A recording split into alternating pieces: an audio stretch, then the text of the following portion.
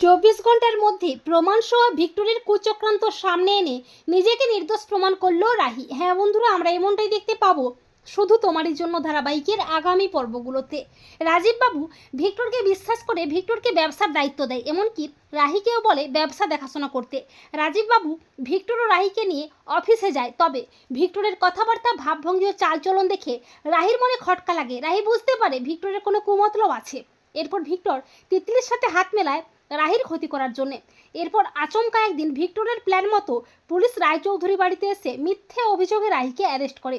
রাহিকে কেউ বিশ্বাস করে না, রাজীব বাবুও রাহিকে অবিশ্বাস করে, আর রাহুলের মা তো রাহিকে নানাভাবে অপমান করতে থাকে, চোর জোচ্চোর অপবাদ দেয়। তবে রাহুল রাহিকে বিশ্বাস করে রাহির দুঃসময়ে পাশে দাঁড়ায়। এরপর পুলিশ যখন রাহির কোনো কথা না শুনে রাহিকে অ্যারেস্ট করে থানায় নিয়ে যাবে করে, তখন রাহি চিৎকার করে বলে, দাঁড়ান অফিসার, আমার সপক্ষে যে অভিযোগ আনা হয়েছে তার সপক্ষে কিন্তু কোনো প্রমাণ নেই, আর প্রমাণ ছাড়া আপনারা কাউকে এভাবে অ্যারেস্ট করতে পারেন না। তাই বলছি, যেহেতু আমার বিরুদ্ধে অ্যালিগেশনটা এসেছে, আমার দিকে আঙুল তোলা হয়েছে, তাই আমি আপনাদের কথা দিচ্ছি 24 ঘন্টার মধ্যে আসল অপরাধীকে সামনে এনে নিজেকে নির্দোষ প্রমাণ করবই। রাহির কথা মতো পুলিশ রাহিকে 24 ঘন্টা সময় দেয়।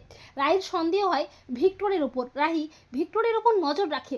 রাহি দেখতে পায় ভিক্টর তিতলির সাথে চক্রান্ত করছে, এমনকি ভিক্টর সমস্ত বেআইনি কাজ করে অন্য সমস্ত কোম্পানির সাথে চুক্তি করে রাজীব বাবুর কোম্পানিকে ধ্বংস করার জন্য উঠে পড়ে লেগেছে, এমনকি ব্যবসার সমস্ত টাকা পয়সা চুরি করে আত্মসাৎ করেছে। রাহি সবটা ফোনে ভিডিও করে নেয়। এরপর রাহি পুলিশকে সবটা জানায়। এরপর রাহি ভিক্টরকে আচ্ছা করে রামধলাই দিয়ে রুদ্রমূর্তি নিয়ে ঘাড় ধরে টানতে টানতে সবার সামনে এনে বলে, এই যে ভিক্টর চ্যাটার্জি এবারের জামাই, যাকে রাজীব বাবু বিশ্বাস করে ব্যবসার দায়িত্ব দিয়েছিলেন, তিনিই ব্যবসার ক্ষতি করেছে, সমস্ত টাকা পয়সা আত্মসাৎ করে আমাকে ফাঁসানোর চেষ্টা করেছে। এই বলে রাহি ভিক্টরের কুচক্রান্ত প্রমাণ সহ সবাইকে দেখায়। রাজীব বাবু নিজের ভুলটা বুঝতে পেরে অনুতপ্ত হয়ে রাহির কাছে ক্ষমা চাইতে যায়। তখন রাহি বলে, বাবা, মানুষ চিনতে ভুল করলেন, আমাকে অবিশ্বাস করলেন। এরপর রাহির দেওয়া প্রমাণের উপর ভিত্তি করে পুলিশ ভিক্টরকে অ্যারেস্ট করে ঘাড় ধরে টানতে টানতে থানায় নিয়ে যায়। তো বন্ধুরা, তোমরাও এটাই চাও তো যে 24 ঘন্টার মধ্যে প্রমাণ সহ ভিক্টরের কুচক্রান্ত সামনে এনে নিজেকে যেন নির্দোষ প্রমাণ করতে পারে রাহি?